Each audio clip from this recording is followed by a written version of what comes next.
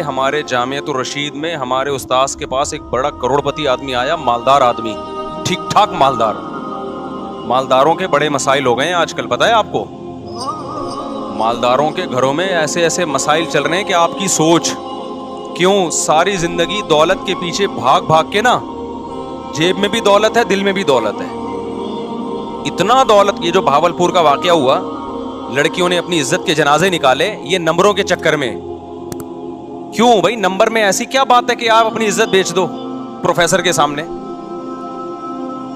ہمارے لیے نمبروں کی ویلیو نہیں ہے, ان لڑکیوں کے لیے بڑی ویلیو ہے, کیونکہ اس سے ان کا فیوچر وابستہ ہے. ان کو پتا ہے جب تک اچھے نمبر نہیں آئیں گے اچھی جاب نہیں ملے گی, اچھی جاب نہیں ملے گی پیسہ نہیں آئے گا, پیسہ نہیں آئے گا تو غریب رہیں گے, غریب رہیں گے تو ناکام ہو گئے. تو جب ناکامی غربت میں سمجھ لی گئی ہے تو وہ عزت بیچنے کے لیے بھی تیار ہے. ان کے لیے کوئی بڑا مسئلہ نہیں ہے یہ, وہ دوسرے کی جنسی تسکین کے لیے بھی تیار ہے, بس پکڑے نہ جائیں, پتہ نہ چلے.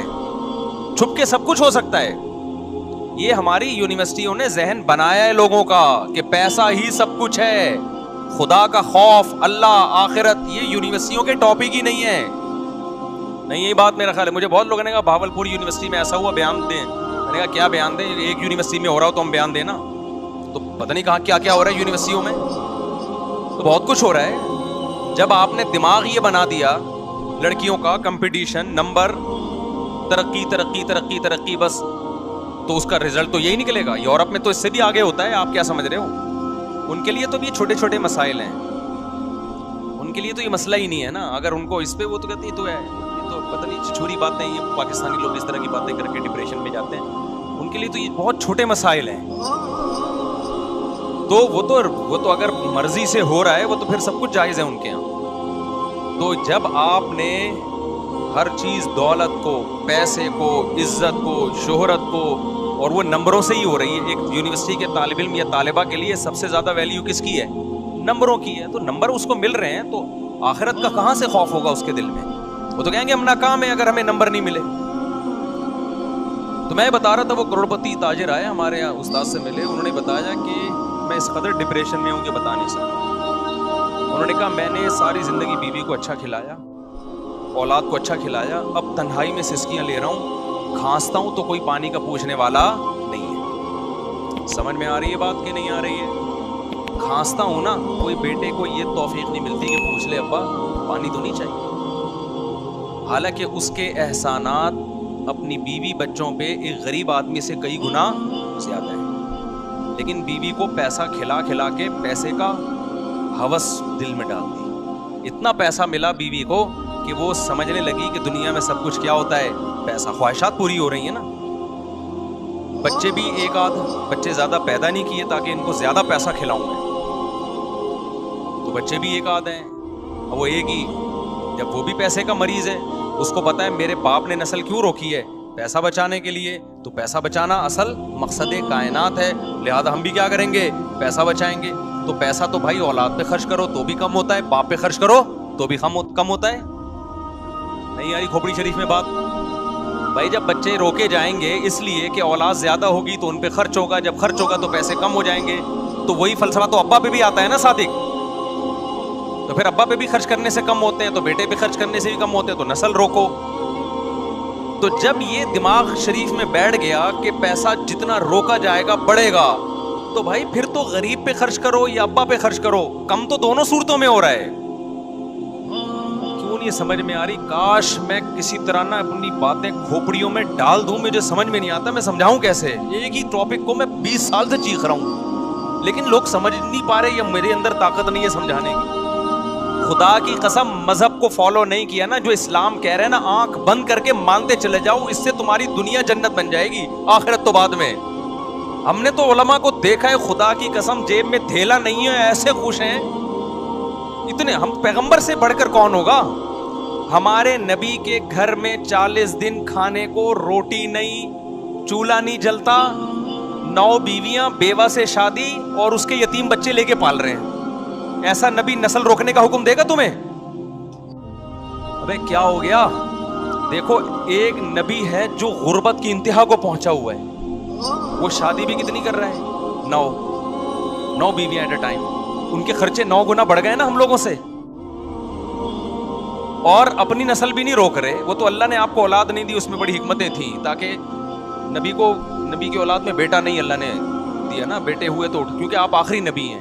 کیونکہ جو نسل چلتی ہے نا پیغمبروں کی تو ساری اولادوں میں چلتی ہے نا, تو اللہ نے آپ کو نرینہ اولاد کو زندہ ہی نہیں رکھا تاکہ نبوت کا بالکل دروازہ بند ہو جائے. کوئی آپ کی نرینہ اولاد ہو ہی نہیں کہ تاکہ کوئی بات نہیں کہہ سکے کہ نبی آ سکتا ہے نہیں. اس میں بڑی حکمتیں تھیں. لیکن ہمارے نبی غربت کی انتہا پہ شادیاں بھی کتنی کر رہے ہیں, 9 بیویاں, اور ایک ام سلمہ جو بیوہ تھی ان سے بھی نکاح کیا. انہوں نے کہا میرے بچوں کا کیا ہوگا, فرمایا بچے بھی لے آؤ. ہمارے ہاں جو لبرل طبقہ ہے وہ کہہ رہے اپنے بچے پیدا نہ کرو, اس سے تمہاری آمدن کیا ہو جائے گی, کم. اور پیغمبر کیا کہہ رہے ہیں, اتنی کم جتنی میری ہے, یعنی نبی بزبان حال بتا رہے ہیں اتنی تو کسی کی بھی کم نہیں ہو سکتی. اور ایسے میں پیدا کرنا تو دور کی بات, دوسروں کے بچے بھی کیا کر رہا ہوں, اپنی کسٹڈی میں لا رہا ہوں. تو اسلام اور یہ لبرل لوگوں کے نظریات 180 ڈگری پہ ہے کہ نہیں ہے, مجھے یہ بتاؤ. تو اسلام کیا سمجھانا چاہ رہا ہے پیغمبر کی سیرت سے؟ بھائی پیسہ کماؤ, فکر کرو, لیکن انسانوں پہ خرچ کرنا مت چھوڑو. نہ انسان کی نسل کو روکو یہ سوچ کے کہ کھا جائے گا ہم سے, نہ ماں باپ پہ خرچ کرنا روکو یہ سوچ کے کہ کم ہو جائیں گے. بلکہ نبی نے فرمایا صدقہ کرنے سے مال کم نہیں ہوتا بلکہ بڑھتا ہے. اوپر والا ہاتھ اللہ کو نیچے والے ہاتھ سے زیادہ محبوب ہے. اس لیے مسلمان ہم نے علماء کو دیکھے ایک دھیلا بھی جیب میں نہیں ہے, ٹینشن میں پھر بھی نہیں ہے, خرچ پھر بھی کر رہے ہیں. ہمارے نبی تو غریب آتا تھا ادھار لے کے دے دیتے تھے اس کو. کتنے صحابہ ایسے ہیں کہ شہادت کے وقت پتہ چلا کروڑوں روپے قرضہ تھا ان کے اوپر. وہ قرضہ پھر ان کی وراثتوں سے نکلا. برکت, امام بخاری نے ایک باب باندھا ہے کہ مجاہد کے مال میں برکت, مجاہد کے مال میں برکت. وہ صحابی رسول ساری زندگی جہاد میں گزری, جہادی سامان کے لیے ضرورت ہوتی تھی, وہ قرضہ لیتے تھے. اللہ نے ان کے مال میں اتنی برکت دی کہ ان کی کروڑوں روپے کی قرضے ان کے انتقال کے بعد ادا ہو گئے.